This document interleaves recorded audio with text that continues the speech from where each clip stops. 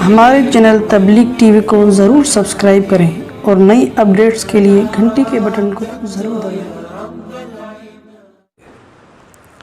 جو آخرت پر یقین نہیں رکھتے وہ اتنے زبردست انسان کو محض مٹی کا ایک پتلا سمجھتے ہیں جو مرتے ہی اس کی حیثیت ختم۔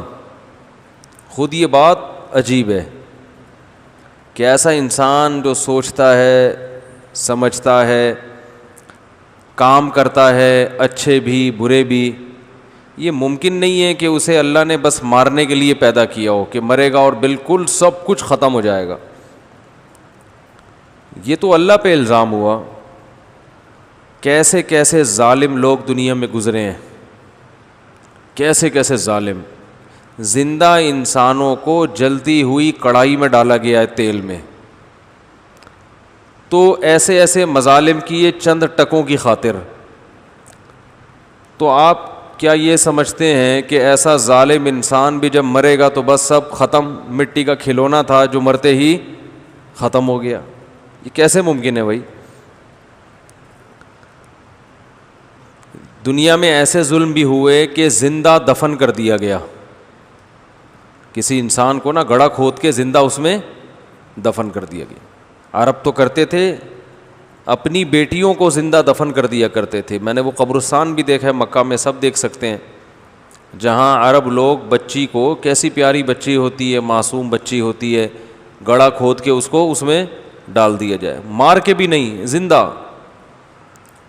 تو یہ ظلم بھی دنیا میں ہوا ہے۔ تو آپ بتاؤ، اگر انسان کی حیثیت میڈیکل سائنس کے نزدیک تو ایک روبوٹ ہے چلتا پھرتا، تو پھر تو بھائی جو مرضی کرتے رہو، کیا خیال ہے بھائی؟ جو مرضی کرتے رہو۔ دنیا میں ایسے لوگ بھی ہیں جنہوں نے اپنے باپ کو قتل کیا، ماں کو قتل کیا، ایسے لوگ بھی ہیں۔ ایک شخص نے، میں تو یہ واقعہ بھی سناتے ہوئے لرز جاتا ہوں، اس سے برائی کو اور حوصلہ ہی ملتا ہے۔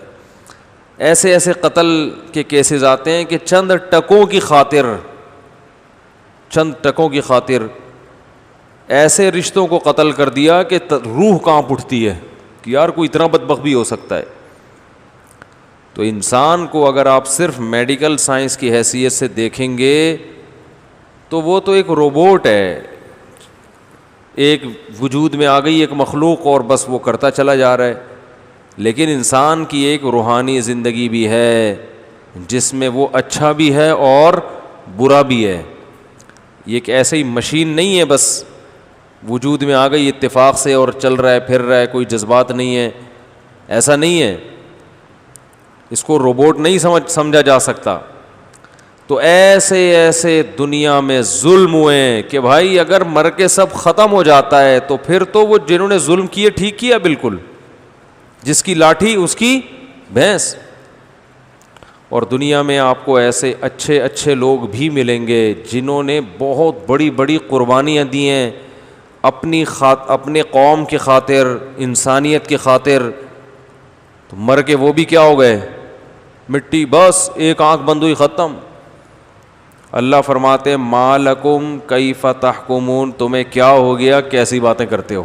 سورہ قلم میں ام نجعل المتقین کالفجار، نیک آدمی اور برا آدمی مر کے مٹی ہو کے ختم ہو جائیں گے اور سب برابر ہو جائیں گے۔ ما لکم، اللہ کا انداز دیکھو کیسا ہے۔ اللہ فرماتے ہیں ما لکم، کیا ہو گیا؟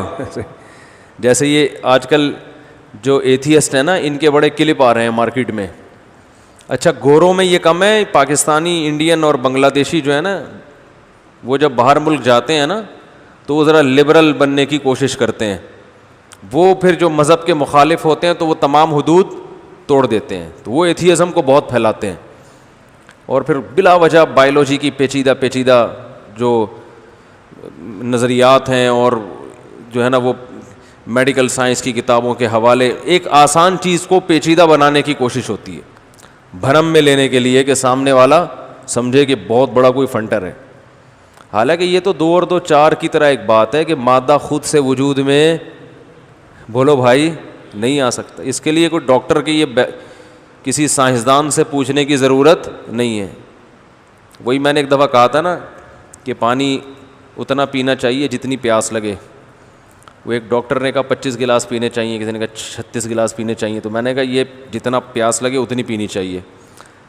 تو کسی نے کہا کہ مفتی صاحب آپ خود کہتے ہو کہ جو جس کی فیلڈ ہے اسی پہ سوٹ کرتی ہے, تو پانی کتنے گلاس پینا چاہیے یہ مفتیوں کی فیلڈ ہے یا ڈاکٹروں کی فیلڈ ہے؟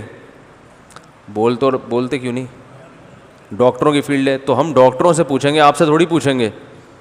تو یقیناً ڈاکٹر کی فیلڈ ہے, لیکن میڈیکل سائنس کی کچھ باتیں ایسی ہوتی ہیں جن میں تحقیق کی ضرورت نہیں ہوتی. جیسے کوئی پوچھے کہ نمازیں کتنی فرض ہیں, تو مفتیوں سے تھوڑی پوچھیں گے, یہ تو ساری دنیا کو پتہ ہے نمازیں کتنی فرض ہیں. بلکہ کوئی مفتی اگر یہ کہے کہ 6 فرض ہیں تو وہ مفتی رہے گا ہی نہیں. کوئی کہتے 4 فرض ہیں تو بھائی تو یہ تو اسلامی کا انکار کر رہا ہے, یا کوئی مفتی کہتے فرض ہی نہیں ہے. تو انسان کی باڈی کو جو بنیادی ضرورتیں ہیں نا, جو بہت اہم ہے انسان کے لیے, اس میں اللہ نے انسان کو ڈاکٹروں کا محتاج نہیں بنایا ہے, کیونکہ ڈاکٹر تو بعد میں ایجاد ہوئے ہیں نا. آدم علیہ السلام تو بہت پہلے سے آئے ہوئے ہیں. تو جو چیزیں ہماری بنیادی ضرورت کی ہیں وہ اللہ نے آٹومیٹک سافٹ ویئر انسٹال کر دیے ہیں. بہت ہی ضرورت کی چیزیں ہوتی ہیں نا, ان کو تحقیقات کی بھیٹ نہیں چڑھایا جاتا. روٹی کب کھانی ہے کب نہیں کھانی, بھائی بھوک لگے گی تو کھا لو, تو جب ضرورت ہوگی تو باڈی خود بتائے گی نا. تو پیاس کتنا, کب پانی کب پینا ہے, جب باڈی, پانی ایسی چیز ہے باڈی خود بتائے گی کہ بھائی پیاس لگ رہی ہے. جب جسم میں کمی ہوگی, تو اگر ڈاکٹروں کے یہ شعبہ ہوتا نا تو پھر لوگ پانی پینے کے لیے ڈاکٹروں سے رابطہ کرتے. ایک ڈاکٹر اناڑی ہوتا, اس نے 25 گلاس کہہ دیے, ضرورت 36 کی تھی, ٹھیک ہے نا, تو ایک مصیبت میں پڑ جاتے لوگ. تو اللہ نے انسان کو زندہ رکھنا ہے, تو انسان کو کہا بھائی یہ جو بیسک چیزیں ہیں یہ باڈی خود ہی بتا دے گی, جب بتائے تو کر لینا. اس میں انسان مجبور ہو جاتا ہے, کیونکہ سانس, اب دیکھو سانس کی مثال, آکسیجن کتنی لینی ہے, جتنی چاہیے نا خود بخود پھیپھڑے پھولتے رہیں گے اور دبتے رہیں گے. جتنی چاہیے وہ لازمی آپ کو, آپ کی باڈی میں جائے گی وہ, کیونکہ یہ بیسک چیزیں ہیں ہماری صحت کے لیے. تو فطرت کا, نیچر کا کوئی آلٹرنیٹ نہیں ہوتا. بلکہ ڈاکٹر اگر نیچر کے خلاف بات کرے تو وہ ڈاکٹر ہی نہیں ہے. اچھا ڈاکٹر ہوگا, آپ اس سے پوچھیں گے پانی کتنا پینا ہے, وہ کہے گا باڈی آپ کو خود بتا دے گی. میڈیکل سائنس یہی کہتی ہے, جتنا پانی چاہیے باڈی, بولو نا بھائی, خود بتاتی ہے, باڈی خود بتائے گی. وہ صحیح ڈاکٹر ہوگا, اس کا مطلب اس کی ریسرچ ہے. ریسرچ یہی ہے کہ بھائی یہ جو نیچر ہے نا, وہ تو سب سے بہترین گائیڈ کرتی ہے. گائیڈنس جو ہے نا سب سے بہترین انسان کو کہاں سے ملتی ہے؟ نیچر کی طرف سے. وہ خود بتا دے گا کہ بھائی جتنا بھوک لگ رہی ہے اتنا کھاؤ, جتنی پیاس لگ رہی ہے اتنا پیو. ہاں یہ ضرور ہے کہ کچھ ہم حماقتیں کر کے ایسی حرکتیں کرتے ہیں, جیسے چائے جو زیادہ پیتے ہیں, کافی پیتے ہیں, تو پانی نکل جاتا ہے اور پیاس لگتی نہیں ہے. تو یہ فطرت کے خلاف ہم نے ایک آرٹیفیشل چیز داخل کی نا باڈی میں, اس سے یہ ہوتا ہے کہ جتنی پیاس لگنی چاہیے اتنی لگ نہیں رہی ہوتی, تو پھر جسم میں پانی کی کمی ہو جاتی ہے. تو پھر ایسے موقع پہ ڈاکٹر کہتے ہیں کہ پانی زیادہ پیو, کیونکہ جتنی تمہیں پیاس لگنی چاہیے وہ لگ رہی نہیں ہے. اس کی وجہ تمہاری اپنی حماقتیں. لیکن نارمل جو انسان لائف گزارتا ہے وہ باڈی خود بتاتی ہے کہ صبح صبح اٹھ کے 25 بعض لوگ 6 گلاس پانی پی رہے ہیں, وہ 4 گلاس پانی پی رہا ہے, تو یہ بھی بیوقوفی کی بات ہے. صبح اٹھ کے اچھے بچوں کی طرح, کوئی دنیا میں جانور دیکھا صبح اٹھتے ہی پانی پینا شروع کر دے؟ کچھ بھی نہیں ہے. صبح اٹھ کے اچھے بچوں کی طرح بھوک لگ رہی ہے تو کھاؤ, نہیں لگ رہی تو نہیں کھاؤ, ٹھیک ہے نا. تو عادت ڈال لیتے ہیں اپنی, پھر ایسی عادت پڑتی ہے کہ صبح ان کو لازمی پانی چاہیے. تو عادت تو کسی بھی چیز کی ڈال لو. کوئی بیماری ہو نا, اس میں ڈاکٹر کہے کہ آپ ایب نارمل ہو چکے ہیں تو آپ کا علاج یہ ٹوٹکے میں ہے, تو ایک الگ بات ہے. لیکن نارمل انسان کو نارمل لائف ہی گزارنی چاہیے. اپنے آپ کو بلا وجہ چھوئی موئی بنا دیں گے تو وہ عجیب سے ہو جائیں گے پھر, صحیح ہے نا. تو جو نیچر سے بہتر کوئی گائیڈ کرنے والا نہیں ہے. جیسے نیچر نے بنایا ایسے چلو, تمیز سے چلتے رہو. تو خیر کہاں سے کہاں بات چلی گئی. تو میں یہ کہہ رہا تھا, کیا کہہ رہا تھا, ہاں, تو وہ جو ایتھیسٹ ہے نا, 2 اور 2 4 کی طرح ایک بات ہے کہ بھائی یہ مادہ خود نہیں بن سکتا, کسی کو بنانے والا کوئی ہوگا. بنانے والا کا ہمیں پتہ نہیں ہے تو وہ خود سے, ہمیں اس کے بارے میں معلومات تھوڑی ہیں. ہم تو بنی ہوئی چیزوں کے بارے میں کہتے ہیں یہ ہمیشہ سے نہیں ہو سکتی, کیونکہ ان کی صفات تو ہم جانتے ہیں. تو یہ 2 اور 2 4 کی طرح بات ہے، مگر یہ اتنا گھمائیں گے، اتنا لفاظی کریں گے، تھوڑی انگلش درمیان میں، کچھ میڈیکل سائنس کی باتیں، کچھ پرانی کتابوں کے حوالے، کچھ ڈھانچے، تو وہی ان کی تقریروں سے بالکل متاثر نہیں ہونا چاہیے. یہ ایک سیدھی سی بات کو گھماتے ہیں. تو یہ تو ایک حقیقت ہے کہ خود نہیں بن سکتا انسان، ایک پتھر نہیں بن سکتا، ایک اینٹ کے اوپر ترتیب سے نہیں جڑ سکتی خود سے. تو آپ بتاؤ یہ جوائنٹ کیسے فٹ ہو گئے ہیں؟ یہ ہڈیاں، گھٹنا کیسے فٹ ہو گیا؟ جب گھٹنے کی ہڈی ٹوٹتی ہے تو ایک بال منگواتے ہیں نا کولے کی ہڈی کے لیے، وہ کہاں سے ملتی ہے؟ وہ کوئی بھی مزدور بنا دے، وہ اتنی مہنگی بال جرمنی سے منگوائی جاتی ہے، گولا. وہ اب جا کے جرمنی کے سائنسدانوں نے انسانی گولے جیسا گولا بنایا ہے، وہ بھی بالکل اس کا متبادل نہیں ہے. اور اللہ نے گولا ماں کے پیٹ میں لگا دیا. جب بچہ ماں کے پیٹ میں ہوتا ہے، روٹی سے وہ گولا بن کے کولے کی ہڈی میں فٹ کر دیا. صحیح ہے نا؟ تو یہ خود بخود ہو گیا. جو اوریجنل ہے، جو کاپی ہے، وہ جرمنی بنا رہا ہے، وہ ڈارون نے نہیں بنایا. وہ یہ پاگل ہیں. اسی وجہ سے اللہ نے ان کمبختوں کے لیے جہنم کی آگ رکھی ہے کہ مرو گے، جاؤ گے، اپنے بنانے والے کا انکار کر رہے ہو. اس سے بڑا دنیا میں جرم کوئی نہیں ہے. اور دوسرا، اس کے اخلاقی نقصان کتنے ہیں کہ انہوں نے، جو اللہ کے منکر ہیں، انہوں نے انسان کو محض ایک مشین بنا دیا کہ خود سے بنی ہے تو خود سے تو کوئی بھی چیز بن سکتی ہے نا. تو بن گیا تو اب کیا ہے؟ اب آزاد ہے، جو چاہے کرے وہ. تو لہذا وہ ظلم کرے گا تو کوئی پوچھنے والا نہیں ہے، انصاف کرے گا تو کوئی بدلہ دینے والا نہیں ہے. تو اس سے معاشرے میں ظلم پھیلتا ہے. اسلام نے بتایا کہ انسان ایک مشین نہیں ہے. اَيَحْسَبُ الْإِنسَانُ أَن يُتْرَكَ سُدًى. ایک ایک چیز کا، بڑے بڑے کیس نہیں، چھوٹے چھوٹے کیس کی فائلیں بھی کھلیں گی. تو مرتے ہی ختم ہو کے مٹی نہیں ہو جاتے، کیونکہ اگر مر کے ختم ہو کے مٹی ہو جائیں تو یہ تو اللہ پہ بہت بڑا الزام ہے. کیا بنا کے ایسے ہی چھوڑ دیا، جو مرضی کرتے رہو. تو دنیا میں تھوڑی سزا ملتی ہے.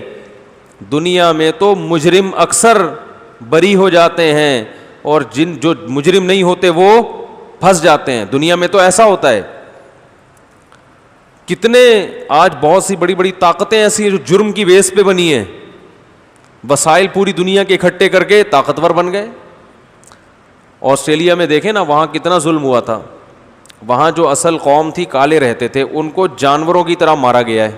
گوروں نے نا ان کو ایسے شکار کرتے تھے جیسے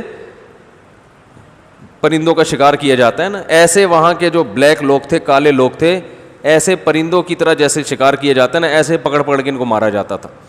کہیں ملے جو اصل مقامی تھے. پھر ان کو مار مار کے قبضہ کر لیا.